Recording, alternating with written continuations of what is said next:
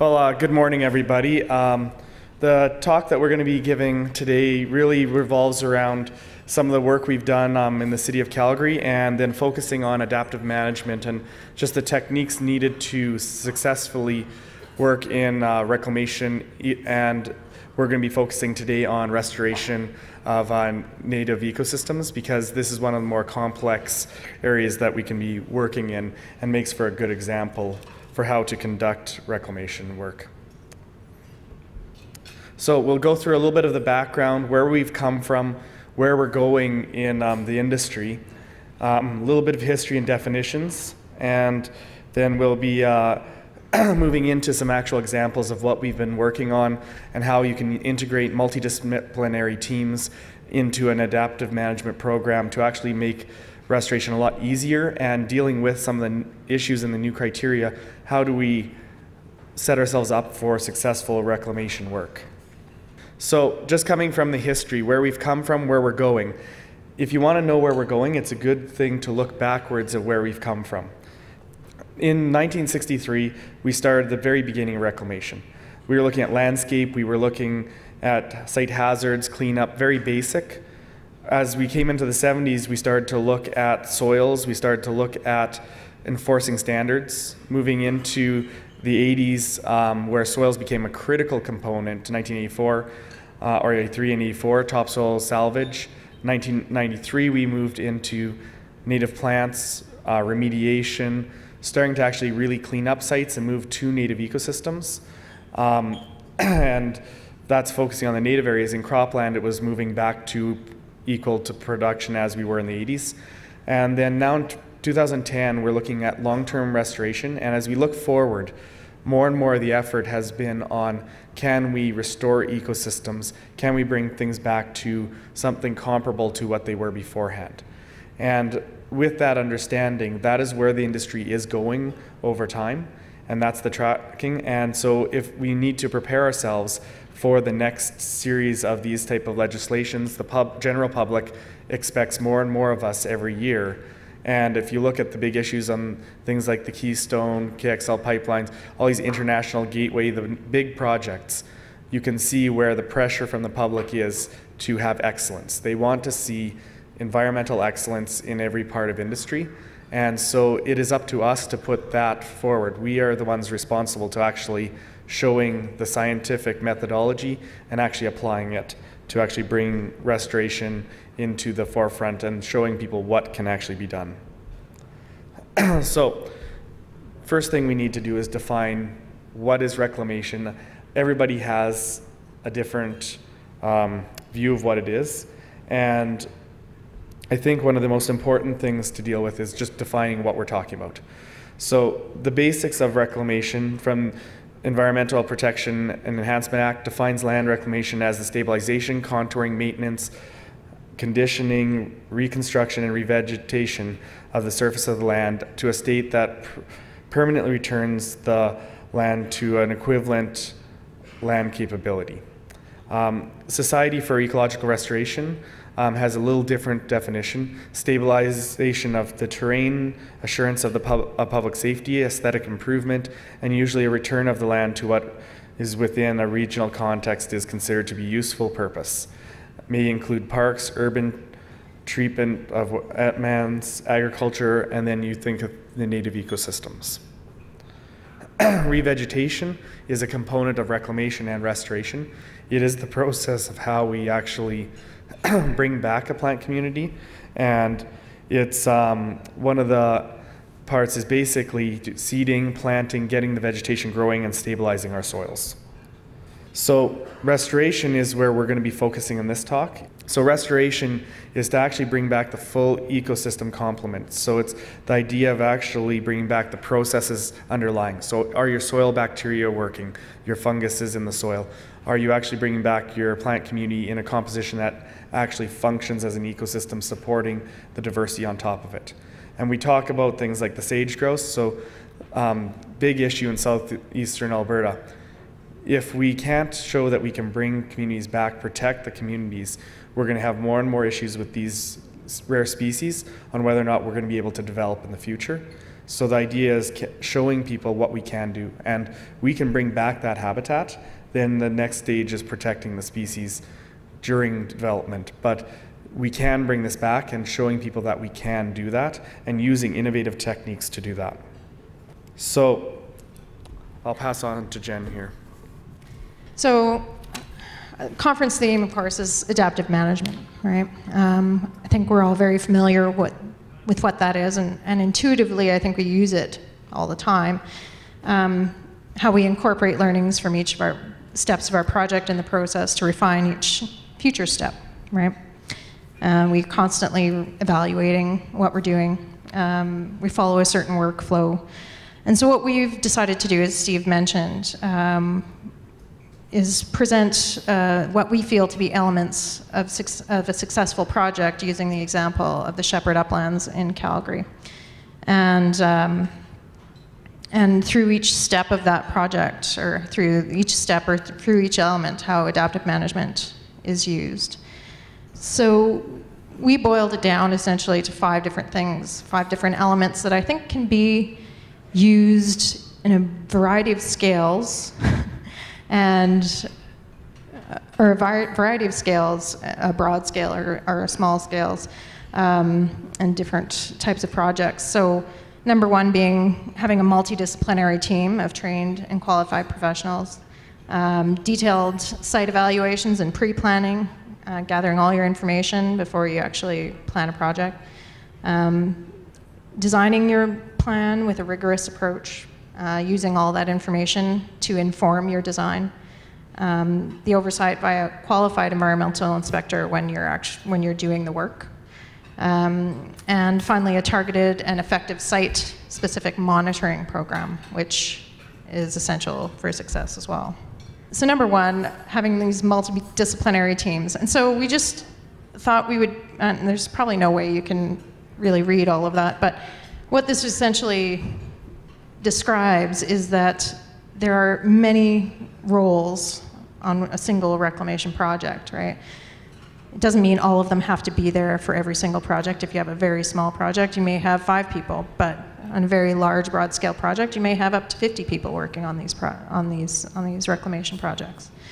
It also shows how, the field of reclamation has many different disciplines even within it, right? We can potentially even find ourselves on that org chart in terms of what your specialization is, right? So for the Shepard project, this is an example of how many people we had on our project. So we had our client, we had a project manager, director, we had architects, landscape architects and planners, civil engineers, water resource engineers, biophysical people, wildlife, plants. We had revegetation specialists, which is Steve and his family, and what's not on there is the actual people running the equipment. So we had scope projects who were highly experienced in doing this type of reclamation and restoration projects. The second thing is having a very clear planning process and following that process. And we've probably all seen similar things before, but understanding what your goals are, having that meeting, determining what your end land use is sometimes a very challenging thing, especially when you have stakeholders that have very different interests. Even in this project, we had the City of Calgary, but there were 2 departments within the City of Calgary, and they had very different ideas about what they wanted at the end of the day. So it was getting even those 2 departments to collaborate and come up with a solution together. Doing all your site assessments, historical research, finding out as much as you possibly can about the site you're working with, and coming up with a desired outcome. And finally, using all that information to inform your plan. Implementing the plan, monitoring it, assessing it, and if there's elements of it that aren't working, then reworking the plan. And I think we've all seen this type of thing before. And in this particular project, like I said, there was a significant amount of stakeholder engagement, being these 2 city departments. There were regulatory requirements. This wetland project was a part of a compensation project that was in response to some to mitigation from a water diversion project in Calgary. So some wetlands were disturbed as a result, and this was the compensation project for it. So in the end, we determined that there were parks that wanted park space, so aesthetics were important, and the ability to educate was important. It was also important for it to be a natural area and to include this wetland. We were fortunate enough to be able to have some good helicopter-type flyovers. So here you can kind of see the context of the project itself, whereby the wetland is in the dotted area, but how close it is to the urban areas. And to the west of it is a park called Ralph Klein Park. It's a treatment wetland facility, and so they turned it into, it's designed to treat stormwater. And so they turned the whole thing into a huge educational facility and park. And so our project was right next to there. As you can see to the south and north, there's agricultural areas, so there's private landowners. And then very close to that is industrial and, of course, urban interests. And this area is within the annexation area of Calgary as well. So considering the future development of this area was very important.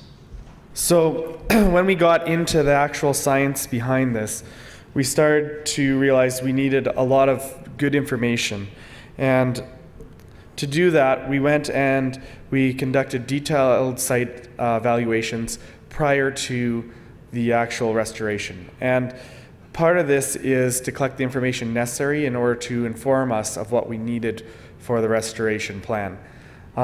This is something that on these large-scale projects is critical, but even on a well site, if you're not actually doing those detailed evaluations of the specific information around the site and informing yourself, you won't be able to tell what is needed in your outcomes. So what we did is we did a vegetation inventory. We assessed the wetland for its health, ran range health, the wetland health assessments on the property on the areas that weren't cultivated. The areas that had been cultivated, then it was assessing what type of weeds were on there and what type of weed removal program was going to be needed. We went and did a hydrologic survey to actually look at the water resource and how the wetland actually was functioning. Then we did soils surveys. We looked at the salinity, we looked at all the background information of the site, and then fed that into our design process. So the design process, here we've got a little bit of a topographic display of the site.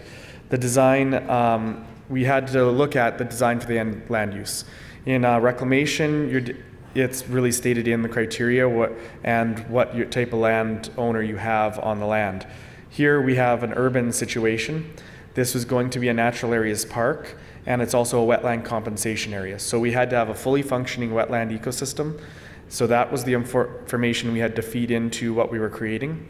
And then we had areas of high salts because we had some saline wetland areas, and the high salts really had to feed into the type of species composition, how we were going to deal with the actual landscape of the project. When we looked actually a little deeper into the rainfall information, we actually found that there was a deficit where we were actually losing too much water to sustain the wetland. These wetlands have been shrinking for close to 100 years, and part of that is land use. There's a lot of different things that have happened on the landscape that are actually impacting these wetlands. So in the design, we had to actually come up with a methodology to actually try to save the main wetland and actually bring it back to a healthy condition. This is a class 3 wetland, one that is basically fully vegetated. There's no open water on it other than in the spring. So we wanted to actually deal with, could we move it up to a higher class wetland? Could we bring back the function? So in the design, we had the landscape architect started with looking at kind of design of how this landscape looked, and using the Mateus, these drawings here, they kind of model it off of that. So there's actually a landscaping component that was a very unique. And so they looked at the design and just what's there, and then how can you design this to an aesthetic view. and it brings a very unique aerial view. What happened was we realized these little tiny class 1 wetlands, things that weren't really holding much water, that if it was graded to the point of bringing it into the main wetland, instead of losing all the water to evaporation, we could actually store that water and actually build a more robust wetland. And the combination with actually inserting a plug on the wetland, much as DU does, in order to actually allow for the water to actually be held there. Now, something that was happening is our saline areas is this top corner. And so we plugged, there's your plug right there. So we inserted the plug, and that allowed us to dry up that saline area because it really wasn't a wetland. It was just a saline area where all the water would move out onto a flat and just evaporate. And because it had been cultivated, it was basically a weedy mess that nothing could grow in. So now we're moving back to looking at saline tolerant species, setting up seed mixes for those areas that could handle the saline areas. Then we designed seed mixes for the green areas you see on the map that are more upland grassland, and then wet areas going up the water draws. And then we actually designed the seed mixes and a live planting program around the wetland to bring back shrubs, to bring back the full complement of wetland species that were needed, and then designed it for a planting program around the edge of the wetland. So, getting into the environmental inspector, I feel this is something we sometimes overlook, is having the right person on the ground in charge of what's happening. And this project was a real good example of that. If we hadn't had the right people in there, things happened and went sideways on us very quickly. We went in and started seeding. We had a Great Plains no-till drill. We had a brilliant seed drill. Got in there in September, October, and the ground started getting too wet for us. In the spring, we suddenly got back there and everything's flooded. Our plug worked beautifully, and suddenly the wetland dynamics in the wetland has changed in size. So suddenly on the ground, you had to find your wetland margins and move everything around along the margins. We had to slide seed mixes around just to keep it appropriate to what the ecosystem was doing and changing as we were adapting to it. We moved from a mechanical planting machine to hand planting due to moisture regimes. Mechanical planter was great for putting 1,000 plants per hour, but doesn't do any good when the tractor's stuck. So adapting to those things, adapting to your soils, having a person for wildlife, flushing birds was required. Having all the right people at the right times allowed us to efficiently move through all the things, and we really didn't have any hang-ups. This moved very quickly. When we show pictures later on, basically we had it fully vegetated within 4 months. This of actually ending the seeding. So it looks really good. There's a few patches to be corrected, but if you have the right people on the ground, right team, you can move very efficiently, and it is a credit to the whole team of people involved. So this is what it actually looked like in mid-construction. You can see where we've pulled soil out of the draws and to make the water flow more evenly, and used it to fill the plug. When we finish this, when you get out there on the ground, you can't tell really that people have ever done anything here. You walk across the landscape and you can't really see it so it blends in nicely. When you see it from the air, it's a very unique form that you're seeing. So monitoring. This is where really your project on adaptive management is set up to succeed or fail. If you don't have this monitoring program in place, put in place specific to your project, and that's each well site will be different, each pipeline is different, each wetland is different. You have to look at the needs of the site, the weed conditions. We have it where we are monthly monitoring the first year, and then we scale back our monitoring in the following years. And we're looking for weeds, we're looking for establishment, and if we can get on the ground in the first couple months when you have an establishment issue, you can actually seed and catch the site up very quickly. And so wherever those things were identified, then now we've set up the plan to fix them as it's happening. And again, it's not having one person. Sometimes you need different people. We had repair work on the plug. We had different things that needed to be done, and sometimes you need different specialists looking at things. So identify your site, what type of specialists you need. Make sure they're trained properly for identifying these issues. I've been on a lot of projects where people walk by and don't notice major things. One where there was a literally huge area of excavated land that was outside of a site area was supposed to be excavated, and nobody noticed on the project because they weren't looking for it. So there's things that are just there in your face if you know what you're looking for, but if you're not, then the monitoring program can fail very quickly. So this is what the site looks like 4 months after the seeding happened. So we went and did all the dirt work in July through August, and then started seeding in September, finished seeding in May, and this is the following August, September, what the site looks like. A lot of weed control had to be done. We still have a few foxtail barley patches. There's little things to be done and long-term maintenance, but we're watching them. We're running detailed transects so we know what the plant community actually is. We're not running a health assessment just because we find we can get better detailed information, same as we did on creating the seed mix. The detailed transects, we're able to feed that information in, and allows us to find out more about what's happening in community dynamics. Again, you need to have the right person to do that. So, issues and concerns. We wanted to just address a few things. Then I know a lot of people find the new criteria very prescriptive, very difficult sometimes to meet.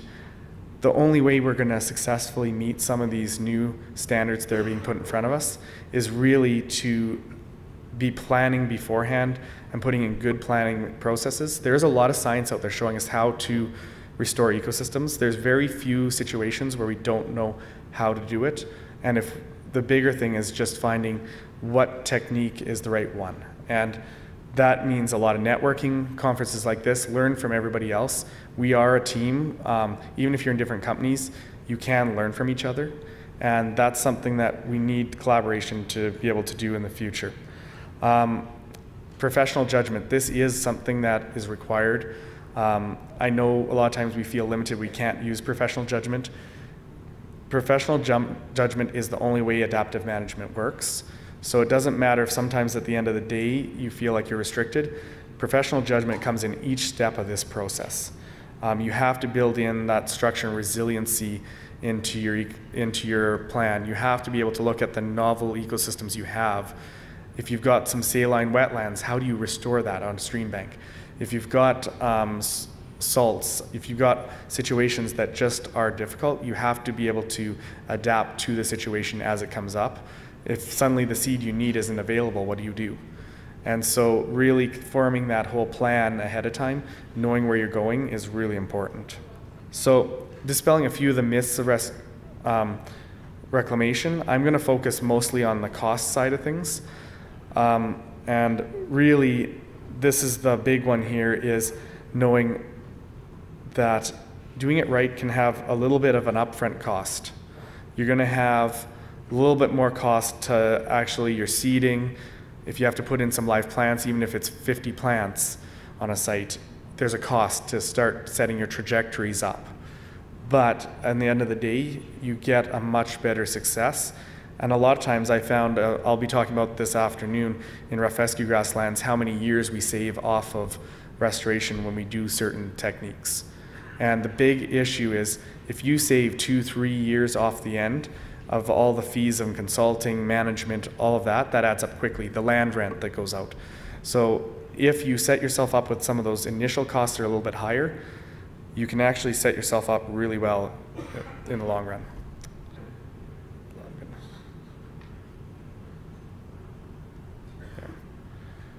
Okay, so we're going to continue on with some of the couple other myths that we sometimes hear, come our way.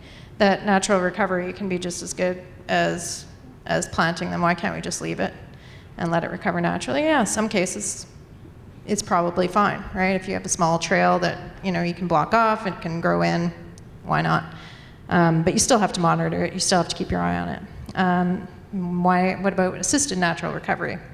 Maybe you can just give it a little push, right? In some cases, those situations are appropriate. But you still have to do your work up front, right? You have to determine that through, your pre-planning process is the right thing to do. And it's not just a way to save you money, right? So for example, it's just an example that, in that case where, I know that's Caragana, but just work with me here, that if we left that, if we blocked it off, that in essence, it would come back, right?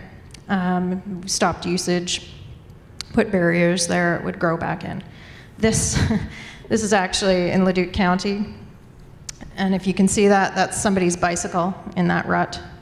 So this is from years and years of ATV use in very sensitive soils, and can we leave that to natural recovery? No, I don't think so. You'd have to do some reconstruction, you have to maybe do a bit of seeding to stabilize the soil, and then that's native forest on the other side, yeah, sure, it'll come back. Different sites, different processes. And sometimes we've heard, you know, murmurings that, well, it's just too hard. Why bother? Let's just keep it simple, do what I've been doing over and over again, and it's just going to work. Sometimes you need to take risks, right? Sometimes you need to use some of these new techniques that are coming out. Not every site is the same, and we know this. It requires site-specific plans, right? And all your risks, you know, if you use the best information available, you mitigate your risks. And keep an eye on things, use adaptive management. So the top recommendations that we have for personnel specifically is use qualified personnel. Use the rigorous scientific and professional approach at all stages.